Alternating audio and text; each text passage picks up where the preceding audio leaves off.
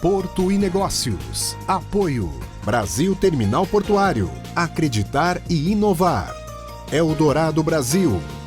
Modal GR. Tecnologia, inovação e resultados. Praticagem São Paulo. Segurança, tecnologia e produtividade a serviço do Brasil. Stolthaven Terminals Brasil. Transbrasa. Aqui o futuro já é presente. E FIPS, Ferrovia Interna do Porto de Santos. Excelência sob trilhos.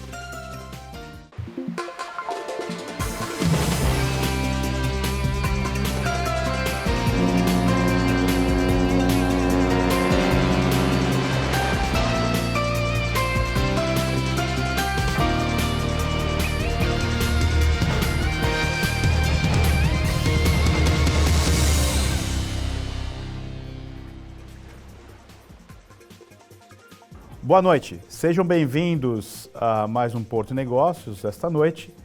Hoje eu estou com o Leandro Barreto, sócio da Solve, uma consultoria especializada no shipping internacional e, obviamente, no mercado brasileiro. Boa noite, Leandro, seja bem-vindo aí ao nosso programa, discutir um assunto intrigante aí nos últimos 2 meses, que é as aquisições dos terminais de contêiner no mercado container aqui no Brasil, né, primeiro o movimento da CMA e depois o movimento da MSC em cima da Wilson Sons. Obrigado, Tércio. Boa noite a você. Obrigado pelo convite. Obrigado aí pela audiência.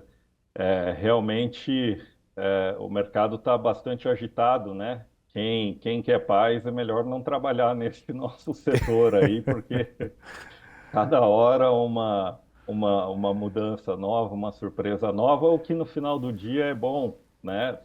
Acho que é consenso no mercado da quantidade de perrengues que muitas empresas estão passando aí, porque o mercado está bastante está trabalhando bastante no limite, né? A capacidade, o sistema portuário brasileiro trabalhando bastante no limite. Então, eu espero que todos esses fatos que a gente teve aí, fatos novos que a gente teve nos últimos dias, eles sirvam aí para dar uma oxigenada boa em prol aí do sistema portuário e das exportações e importações brasileiras. Legal. Eu vou contextualizar a nossa conversa, chamando a atenção primeiro para o tipo de mercado que a gente atua, né? Então, o mercado portuário e de shipping, ele é um mercado com um certo nível de concentração, por ser um mercado capital intensivo, né, para o nosso espectador entender. E nesse nível de concentração de mercado, que obviamente são em função dos investimentos, né, você construir berço, comprar STS, né, Portainer, RTG, enfim, toda a tecnologia que tem por trás de um terminal e a infraestrutura, né, do próprio terminal. Então, dá para caracterizar que ele é um mercado com certo nível de concentração. Somado a isso, você tem as intempéries, né, que a gente vem enfrentando aí desde a Covid, começando pela própria Covid, né, que desregulou o nosso mercado logístico, né, eu digo, desincronizou o ciclo do container, desincronizou o ciclo dos calls, né, das atracações, né, e mundo afora. Isso não acontece só no Brasil, né. Então a gente fala muito hoje sobre omissões e atrasos. Eu categorizo essas omissões e atrasos basicamente em função dessas intempéries, né. A gente está passando por uma guerra hoje no Oriente Médio que obrigou os armadores, principalmente no serviço Mediterrâneo, Far East, né, China, Singapura. Europa e Estados Unidos. Exatamente, em desviar suas rotas, né, por baixo da África.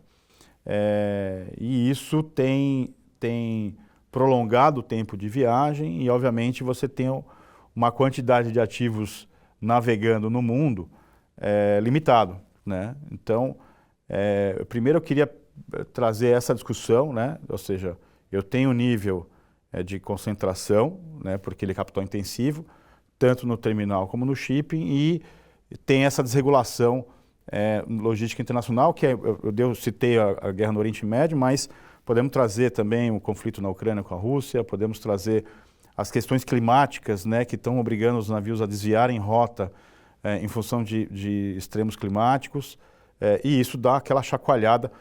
Porto fechando a barra também por um nível de swell e períodos de ondas que não permite a atracação, principalmente dos conteneiros também, né, por serem navios maiores. Greve nos Estados Unidos.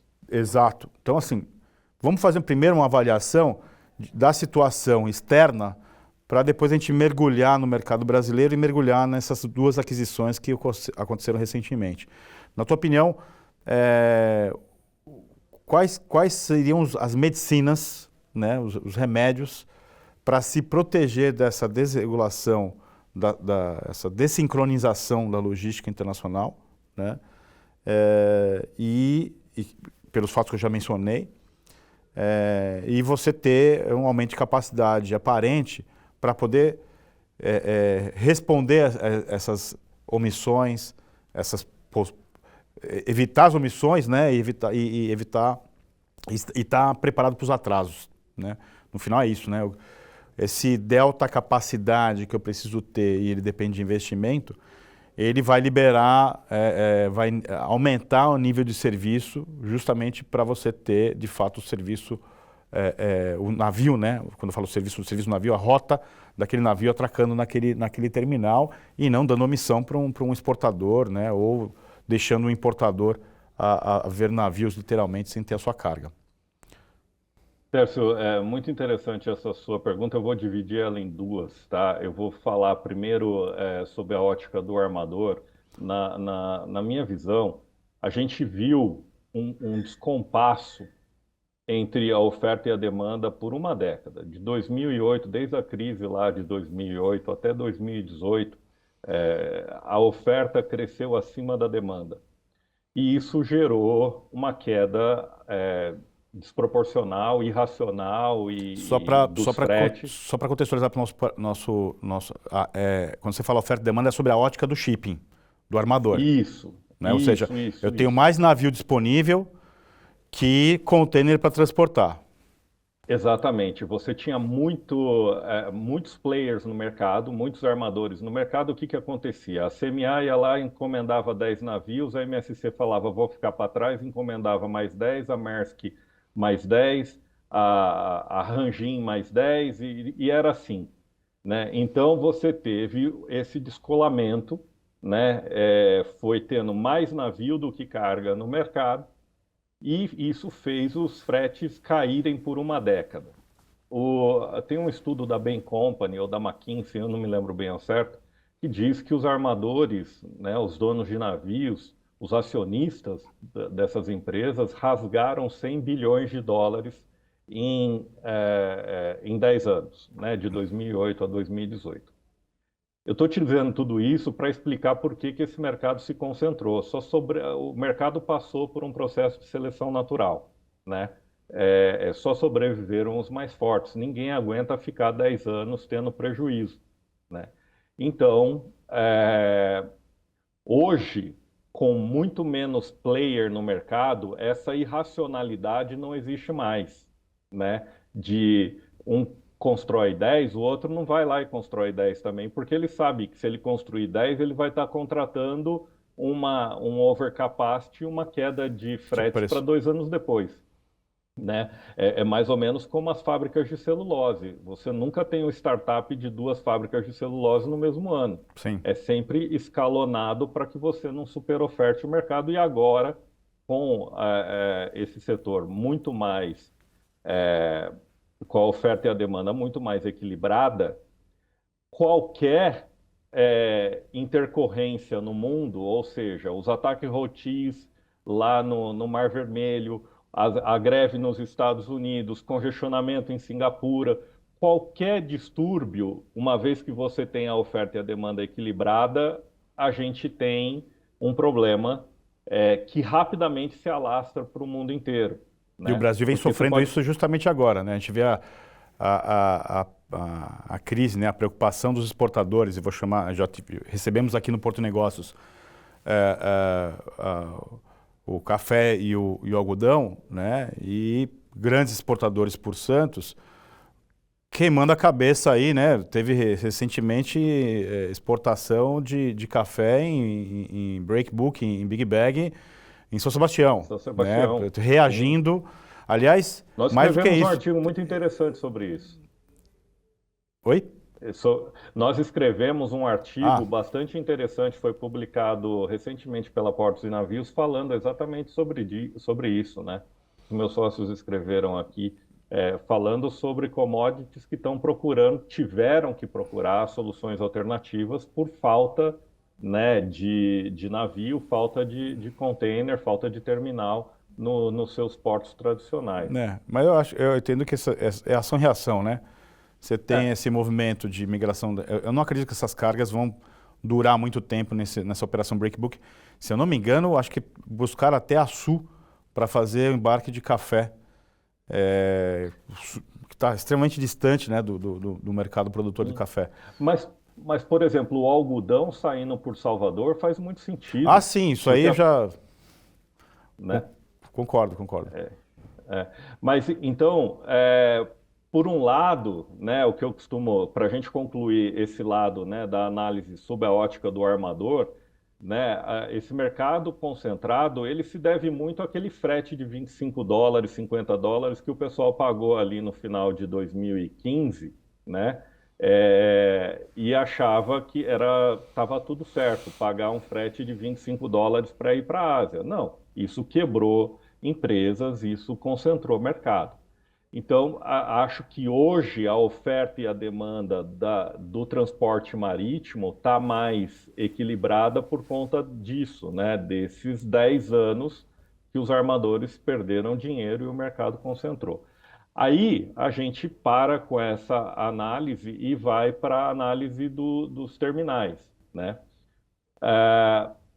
2010, 2011 era um inferno você chegar em Santos, era um inferno, né? Você se lembra bem, era um inferno você conseguir uma vaga um gate, né? Uma janela para depositar a sua carga nos terminais de Santos, né? Até que veio o agendamento eletrônico, ajudou bastante e tal, mas sobretudo ali em 2013, né? Final de 12, 13, salvo engano, entra a BTP e a DPW, né? Aí você também estava com uma oferta e demanda bastante equilibrada ali em Santos, Santos já operando acima do limite.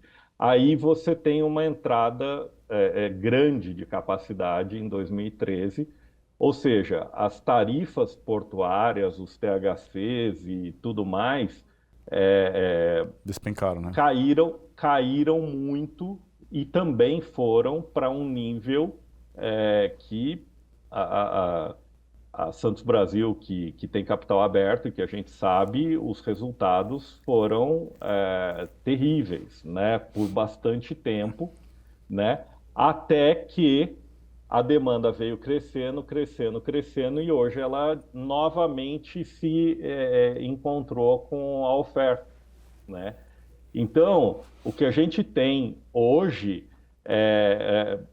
o que o setor está vivendo hoje, o setor se acostumou nessa última década a viver com overcapacity tanto no navio quanto no terminal, sobretudo em Santos, né? E com isso as coisas funcionavam de uma maneira mais azeitada, o nível de serviço era melhor, muito melhor do que é hoje, e os preços eram legais sob a ótica do importador e exportador. Só que isso mudou rapidamente. E as empresas importadoras e exportadoras que perceberam isso e buscaram alternativas antes, né, o café que migrou para Salvador, ou o algodão, aliás, o café não, minto, o algodão que migrou para Salvador, ou para Paranaguá, ou até para Itapoá, né? A gente viu alguns relatos aí. Esse pessoal que se antecipou talvez não tenha sofrido tanto ou tenha sofrido menos né, do que as pessoas que ficaram ali no feijão com arroz. Não, e acaba, eu acho que quem acaba sofrendo mais é o pequeno, né? É aquele operador de 1, 2, 3 containers mês. De fato, ele acaba não tendo voz, né, diante de uma guerra de titãs desse nível, né? Quando você fala do algodão, você tem uma associação de exportador que tem força no diálogo, que se juntou agora com o Secafé para fazer pressão na melhoria do SLA para esse exportador, né? Mas aí é que está, né? Qual é esse equilíbrio que a gente tenta buscar para o mercado brasileiro e, obviamente, se você defende um mercado do exportador-importador, o ótimo dele não é o ótimo também do terminal do shipping, né? Qual que é o ótimo do mercado em que você tem uma competição, mesmo que concentrada, mas você tem uma competição no shipping, mesmo que concentrada, você tem uma competição no terminal, ofertando um SLA que seja adequado para o exportador. Eu até fiz uma pergunta no programa aqui no Porto Negócios, que é eu ter uma sobrecapacidade num terminal ou no navio para absorver, né, amortizar os efeitos de uma guerra no Oriente Médio, os efeitos climáticos, né, de fechamento de barra, os atrasos, enfim. Para eu ter uma infraestrutura que receba esses impactos e o SLA seja mantido, eu preciso ter uma overcapacity geral. Quem paga essa sobrecapacidade, né? Nosso espectador aqui... Ao contrário, quando você tem overcapacity, ao invés do cara ter um prêmio por estar fazendo aquele overcapacity, que é um colchão para um momento de intercorrência, o preço diminui. O preço despenca. É commodity. Esse é o diabo da coisa, né? Porque a gente está falando movimentação portuária e frete marítimo são commodities, né? Eles variam de acordo com a oferta e a demanda. Eu tenho até pensado aqui, né, discutido com os meus pares e, enfim, com outros técnicos do mercado, que será que faz sentido as futuras modelagens de arrendamento portuário, né, especificamente no container, que é um bicho bem diferente da commodity, né? Quando eu falo da commodity, do terminal especializado no granel sólido, granel líquido, enfim. De ter na modelagem, não usar mais, né? A gente hoje calcula a capacidade de terminal conteneiro, setando ali nos 80% como um ótimo, né? Entendendo que dos 80 aos 90, migrando para o 100, ele começa a perder radicalmente a SLA, mas ele tem essa margem para absorver os picos, né? Só que os picos hoje são picos mais violentos do que essa margem dos 20%, né? Aliás... A OCDE fala em 65, né? De berço e 70 de pátio. Mas esse número é quando você trabalha com um único ativo dedicado para aquela operação, né? Quando você opera 3 berços, 4 berços em paralelo para um terminal, você pode estressar aquele berço a 75%, 85% da capacidade. E veja, minha preocupação não é nem tanto o berço, né? Óbvio que é o ativo mais importante no terminal container, mas é mais o conjunto, né? Ou seja, o triângulo entre o que você mencionou, né, das crises do caminhão, né? Ou seja, o gate, a área de armazenagem e o berço, isso não está em harmonia. E eu vou sempre trabalhar com o limite inferior de um dos 3 subsistemas. A questão eu preciso trabalhar não nos 80, nos 75, e esses 5% da minha operação máxima, né, da minha capacidade do terminal, e eu retiro ele da equação econômica do arrendamento, né, ou seja, o operador do terminal, ele deixa de pagar por esses 5% de capacidade disponível no terminal, né? E aí, quando eu falo de deixa de pagar, ele deixa de pagar em tarifa portuária, ele deixa de pagar em outorga, enfim. É um assunto que eu acho que ele tem que trazer para a mesa de discussão, entendendo que o SLA para o exportador é um ponto importante que é política pública, né? Claro. Mas nosso tempo do primeiro bloco estourou, eu vou chamar um rápido intervalo e a gente vai para o segundo bloco.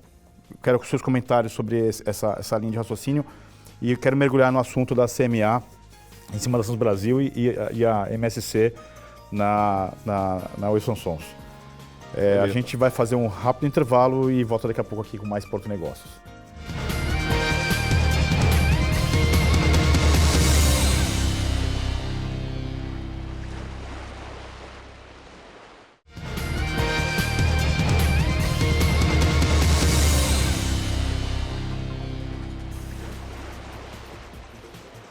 Boa noite, sejam bem-vindos ao segundo bloco do Porto Negócios dessa noite. Hoje estou com o Leandro Barreto, sócio da Solve, consultoria especializada no shipping internacional e, obviamente, na nossa costa brasileira. Leandro, eu estava falando no primeiro bloco sobre essa questão, nós estávamos falando sobre a questão da capacidade, né? E quem paga essa sobrecapacidade para manter o SLA do serviço, né? Ou seja, manter o nível do serviço para o exportador, manter o nível do serviço para quem está na cadeia logística, né? Isso aí também, nós estamos falando do 1PL até o 4PL, né? Do carrier, do dono da carga, do carrier, do terminal e, obviamente, dos operadores logísticos que estão envolvidos nessa cadeia. Eu mencionei que dei um exemplo aqui de um arranjo de modelagem de arrendamento que a gente poderia pensar nesse colchão, né? Você entende que o shipping consegue aguentar esse colchão? Eu consigo trabalhar com uma capacidade de navio menor, uma taxa de ocupação do navio menor e esse navio tocando menos portos, né? Ou seja, tendo essa margem de manobra? A navegação, ela historicamente, ela tem, você não precisa nem trabalhar com uma utilização menor dos navios, né? A gente está, né, um dos trabalhos que a gente faz aqui é acompanhar semanalmente se os navios estão enchendo ou se estão esvaziando, porque obviamente se eles estão enchendo, o frete sobe, se eles estão esvaziando, o frete cai, commodity. Mas, então, você não precisa trabalhar necessariamente com os navios viajando mais leve, até porque você vai ter um problema ambiental, tá? Se você trabalhar com o navio, quanto mais vazio o navio, maior a emissão por tonelada transportada. Concordo, e a IMO está em cima por causa disso, né? E a IMO está em cima, o IMO 2023 está em cima por conta disso. Mas, historicamente, a navegação ela tem ali de 5% a 8% de frota inativa, né? De navios que estão ali esperando afretamento, porque a gente tem o high season ali a partir de agosto até novembro agora, né? Que a gente está vivendo. Então, precisa de mais navios, precisa dos famosos extra loaders, então tem lá 5% a 8%. Historicamente, a gente via ali de 5% a 8% de uma frota inativa. Navio todo, a cada 5 anos, tem que fazer uma docagem, passar por uma reclassificação e tudo mais. E daí, poxa, enquanto ele está docado, é uma docagem que leva ali 2, 3 meses, você põe um outro navio desses, né, que estão ancorados, ociosos aí e tudo mais. O fato, Tércio, é que desde a pandemia, né, a gente viu, num primeiro momento da pandemia, né, todo mundo assustado dentro de casa, sem consumir, a frota inativa bateu os seus 13%. E desde lá ela vem caindo, caindo, caindo, e já tem alguns anos que ela não fica acima de 5% mais, e nos últimos 6 meses, ou nos últimos 11 meses, esse ano, ela está estruturalmente abaixo de 1%. Tá? Por quê? Porque essa viagem, só essa viagem mais longa, por baixo do sul da África, de todos os... essa é a principal rota do mundo, Ásia, Europa, Mediterrâneo e costa leste dos Estados Unidos, é a maior rota do mundo. Então, essa rota, ela precisando de 3, 4 navios a mais cada serviço, você já esgotou, né? Você demandou para fazer essa viagem mais longa 6 a 7% da capacidade mundial, né? Então, só isso daí já drenou os navios ociosos, né? A capacidade ociosa no mundo. Então, quem está muito preocupado, né, quem está sendo bastante incomodado no seu resultado, eu digo importador, exportador, por conta dos fretes mais altos, vai precisar sim entender de geopolítica, vai precisar sim entender quando é que os navios vão voltar a passar pelo Mar Vermelho, vai precisar entender sim de questões climáticas, né, que fecham portos, fecham barras, que vídeo que aconteceu agora lá na Espanha, né, em Valência. É, isso cada vez mais, quando você tem a oferta portuária, né, muito ajustada com a demanda e o transporte marítimo muito ajustado com a demanda, qualquer uma dessas intercorrências geopolíticas ou climáticas vão impactar muito rapidamente o frete. E aí, obviamente, Nível de duas serviço. dicas que a gente deixa aqui, né? Acho difícil o mercado de commodities precificar isso, né? Eu acho que isso aí vai ficar muito mais na conta de quem é o equilibrador do preço, ou seja, o dono da carga, né? Mas preço de commodity tem um certo nível de volatilidade, né? E aí você pega o açúcar, o VHP ou o próprio IC45, né? Que ele começa com um preço e ele vai aumentando até o final do ano, né? Ou seja, quem deixou para fechar contrato no segundo semestre vai pagar um pênalti aí no valor, né?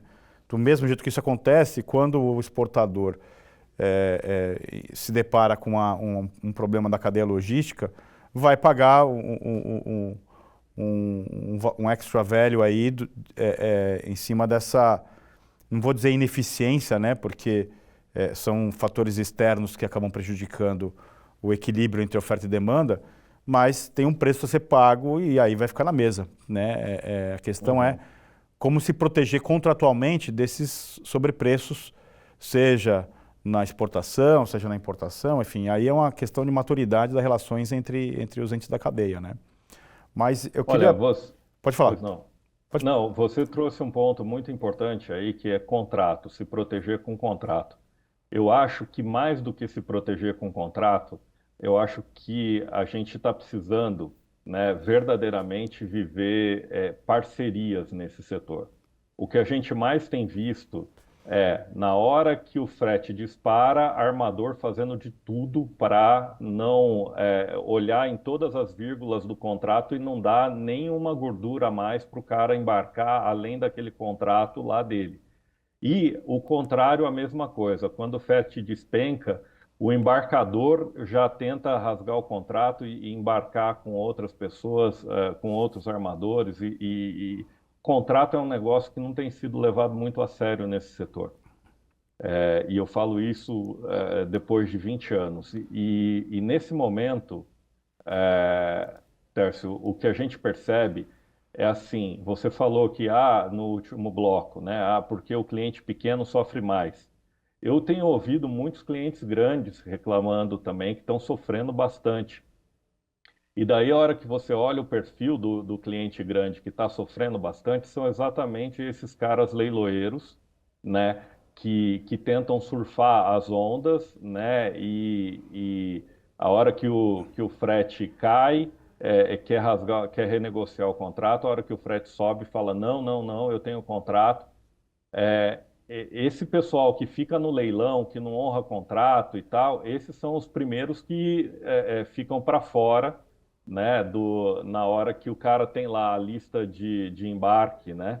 E, poxa, eu vou priorizar quem... Eu não tenho capacidade tá estourada. Eu vou embarcar quem tem... quem honra os compromissos comigo ou eu vou embarcar os leiloeiros, né? Então, eu acho que isso é uma coisa que pouca gente fala com essas palavras que eu estou falando, mas é uma verdade que a gente tem observado no mercado e que está nas entrelinhas aí de muitas conversas. Não, e é engraçado porque eu acho que isso serve para qualquer mercado, né? Quando você tem uma relação cliente-fornecedor de parceria, né, de entender as intempéries de mercado, você está junto na alegria e na tristeza, né? É um casamento. quando você tem clientes que ficam espremendo o fornecedor para baixar preço a qualquer custo, e como você disse, faz leilão, né? Ele está comprando um tipo de relação, né? Mas, enfim, cada mercado que tem a sua resiliência aí. Vamos fazer um rápido intervalo e no último bloco eu quero abordar o assunto da CMA e da MSC na aquisição dos terminais de container aqui no Brasil. A gente vai fazer um rápido intervalo e volta daqui a pouco com mais Porto Negócios.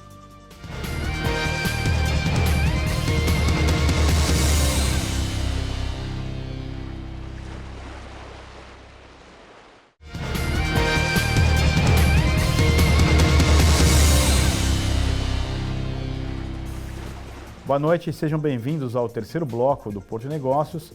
Fica agora com Angelino Caputo e o Momento Arbitra. Momento Arbitra. Olá, pessoal! Hoje vamos falar especificamente de uma das facilidades que o novo processo de importação está trazendo e que vai agilizar bastante as solicitações das licenças de importação antes do embarque das cargas no exterior. Estou falando do catálogo de produtos. Vocês sabem que o antigo processo de importação está sendo desativado desde outubro de 2024 e vem sendo gradualmente substituído pelo novo processo de importação, que o mercado vem chamando genericamente de DUIMP. Mas o novo processo de importação não inclui só a DUIMP, a nova declaração de importação. Talvez ela seja a parte mais visível e por isso tenha sido adotada para representar essa verdadeira revolução que está acontecendo no fluxo das cargas do comércio exterior. O processo inclui outros módulos que contribuem para essa desburocratização, como o pagamento centralizado, o LPCO, que inclui uma única licença de importação para múltiplos embarques, e o catálogo de produtos que eu escolhi para falar para vocês aqui hoje. No processo que está sendo desativado, toda vez que um importador precisava importar uma determinada mercadoria, ele precisava fazer uma descrição detalhada desse produto, registrando todas as suas características. Se precisasse importar o mesmo produto na semana seguinte, tinha que descrever tudo novamente, num esforço repetitivo e ineficiente. O catálogo de produtos vem justamente para minimizar essa burocracia. Agora basta que o importador entre numa lista disponível num banco de dados e simplesmente selecione o produto que deseja importar.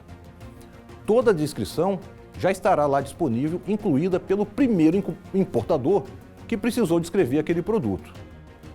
Agora, se nenhum importador ainda importou o que você deseja, será a sua vez então de contribuir para esse banco de dados, inserindo as informações sobre o produto.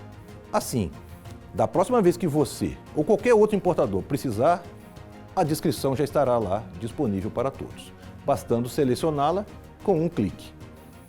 Além disso, a forma de descrever os produtos no catálogo segue um tutorial que garante uma relativa padronização, facilitando o entendimento tanto dos órgãos anuentes do comércio exterior, como dos próprios importadores, despachantes aduaneiros, recintos alfandegados e quaisquer outros atores envolvidos nas operações de importação. O catálogo de produtos utiliza a NCM, nomenclatura comum do Mercosul, e, brevemente, em função do seu aspecto colaborativo, estará completo, agilizando importantes etapas do processo de importação e trazendo mais eficiência para o comércio exterior brasileiro.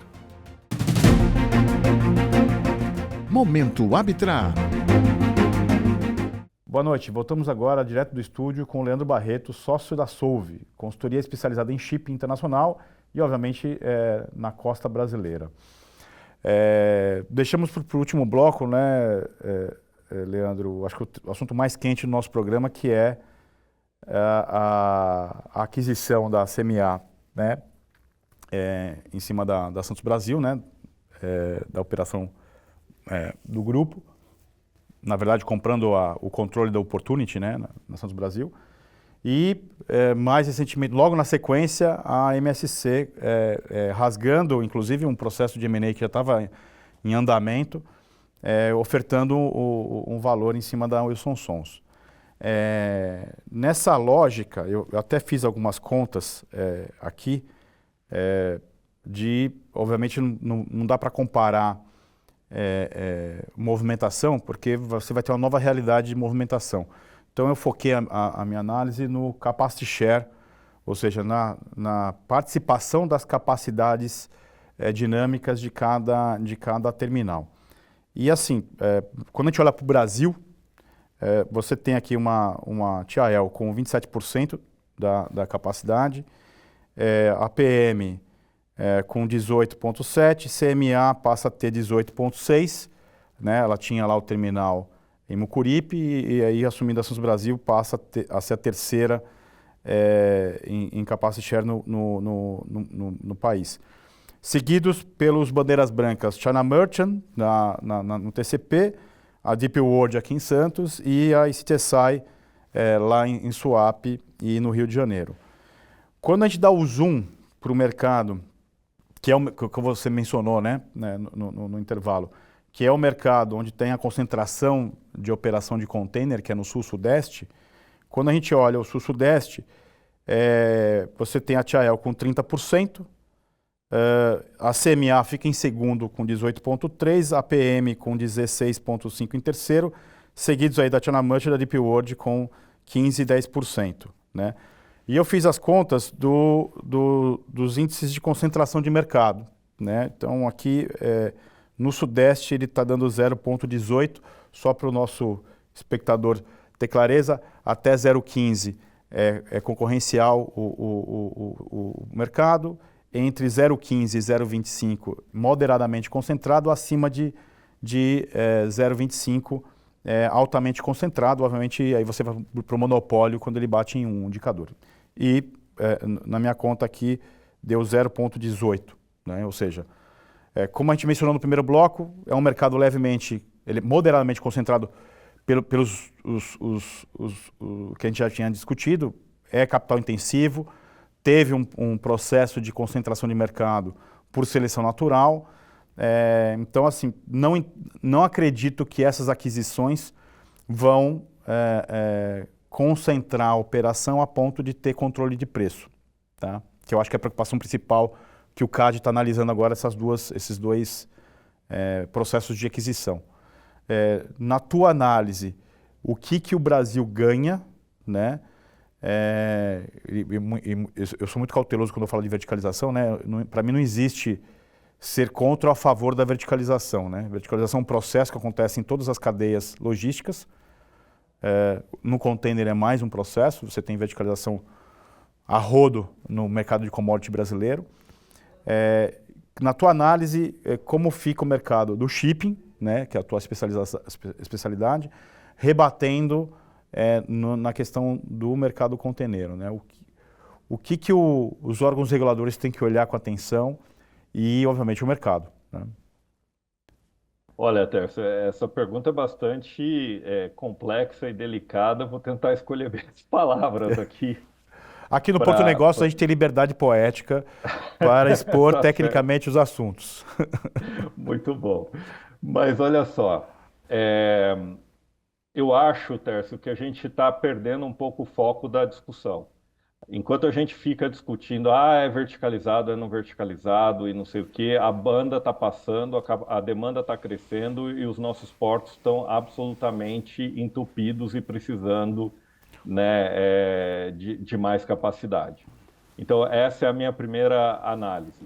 A segunda análise, eu vejo esses dois movimentos, tanto o da CMA quanto o da MSC, como um movimento talvez muito mais de defesa do que de ataque.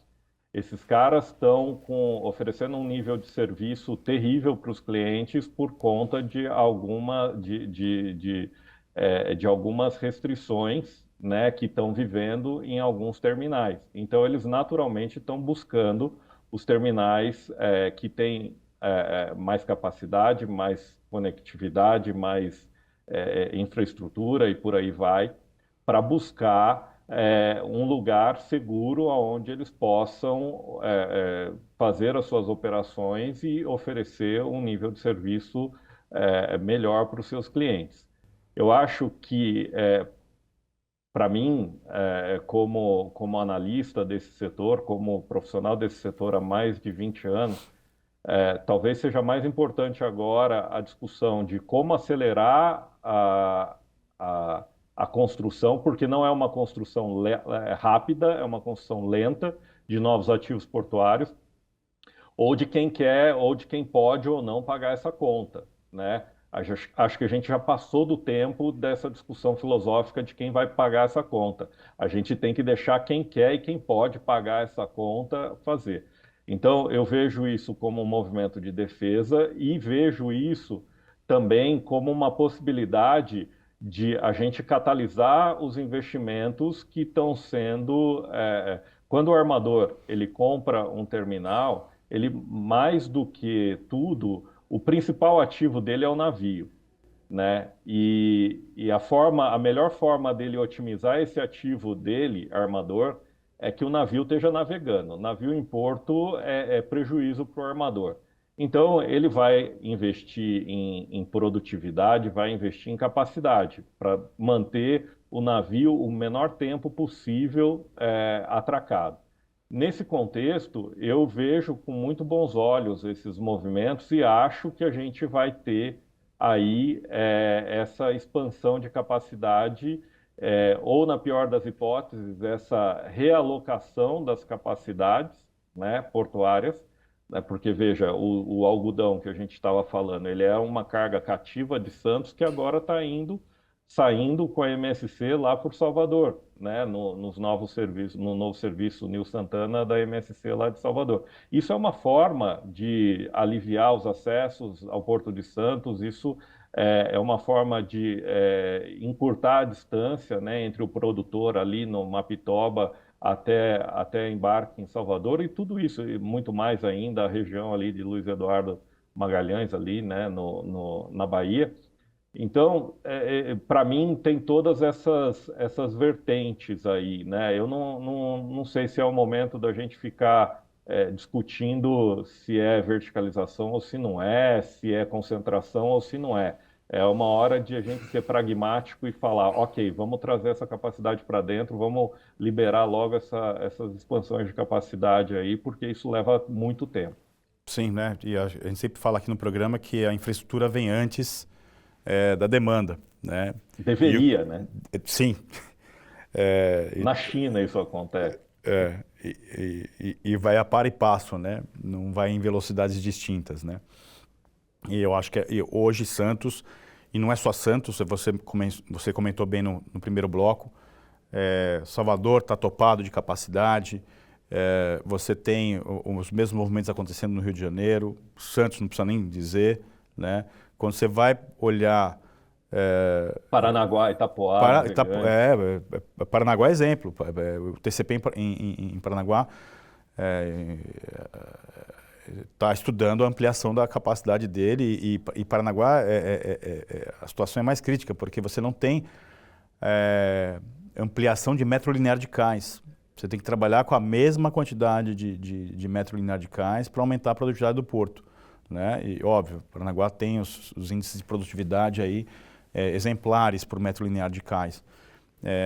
Mas no caso do container lá, o TCP ele foca a operação em 2 berços, tem o terceiro berço para receber investimento, aí tem que fazer um investimento em infraestrutura, e aí você repotencia o terminal a mais de 2 milhões de teus por ano, né? Chega a 2,4 mais ou menos.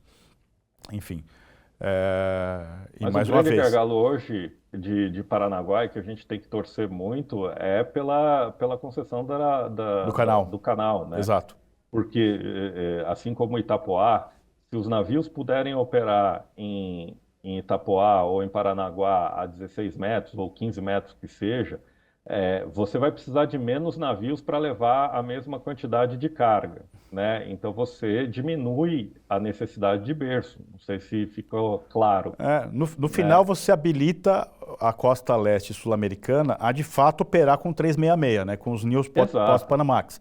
Porque até agora, quando esses navios vêm para cá, vem meia carga. Meia carga, né? Vem com container, reposicionar container vazio, né? Então, exato. O cara vem lá com ele sai da Ásia, né, um navio de 10 mil, ele tem que vir, vamos chutar aí, com 9 mil para poder entrar aqui no primeiro porto, né? Então você já larga 1.000 containers para trás, 1.000 containers a um frete hoje de $4.000.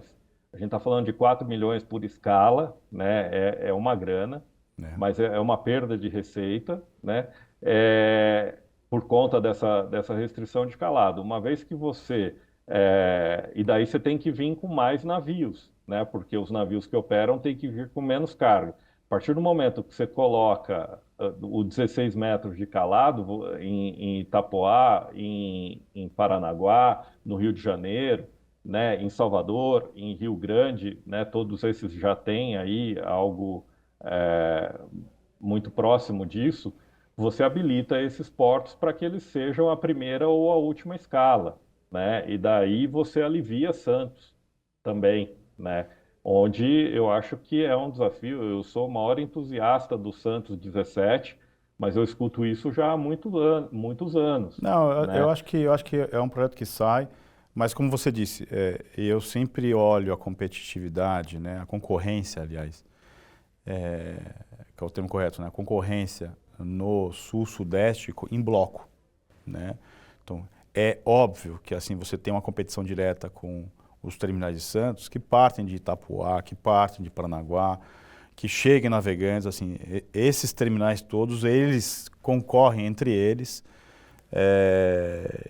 com nível de cabeça a cabeça conquistando os contêineres. Óbvio que você vai ter cargas mais cativas, né? Você vai para o Paranaguá e Navegantes, um foco mais no reefer, na carne, na proteína animal, na exportação. Mas quando a gente fala de comércio internacional e todo o long tail de produtos que o Brasil trada, eu enxergo claramente que uma DP World aqui em Santos está competindo com Itapoá, e aí, na verdade, a competição está muito mais em os armadores que escalam a DP World competindo com os armadores que escalam Itapoá, né? A briga está no serviço, né? Ou seja... Um cliente... Eu fiz uma pesquisa de mercado, Tércio, outro dia, para um cliente, e ele estava me explicando. O porto natural dele, a Interlândia dele, é Santos, né? Ele está na Interlândia de Santos. Santos seria o porto... Né, porto natural, a gente chama de porto natural. Porto natural dele. O que ele fez, como ele não estava conseguindo, né, atender toda essa necessidade dele por Santos, ele começou a levar muitas coisas por Itapoá, né? Olha só a distância. E daí ele falou que só não conseguia levar mais, que ele gostaria de levar mais volume para Itapoá. E ele só não levava mais volume para Itapoá porque Itapoá não tinha calado para sair com mais carga dele, né? Então o cara tinha que pegar uma parte da carga dele lá em Itapoá e vir pegar o resto da carga em Santos. É uma conta difícil de fechar, né? Você ter que fazer uma logística toda em função, né, das limitações dos portos brasileiros. Isso é custo Brasil, cara.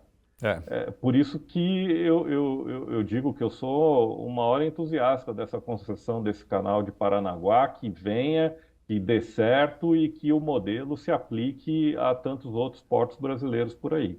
Não concordo contigo, Leandro. Nosso tempo estourou total aqui. Temos assunto para mais 3 programas. Você virá de novo aqui para a gente falar sobre outros assuntos.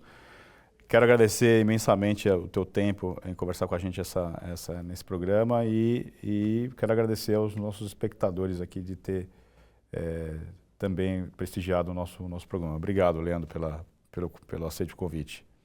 Eu que agradeço, Tércio. É sempre um prazer, uma honra. E assim, o problema da gente estourar o tempo é que eu sei que, como eu, você é um apaixonado por isso e a gente engata. Vamos sentar no bar para continuar essa conversa. Com certeza. Gente, a gente fica por aqui e aguardo vocês na próxima semana aqui, no mesmo horário, no Porto Negócios. Tchau.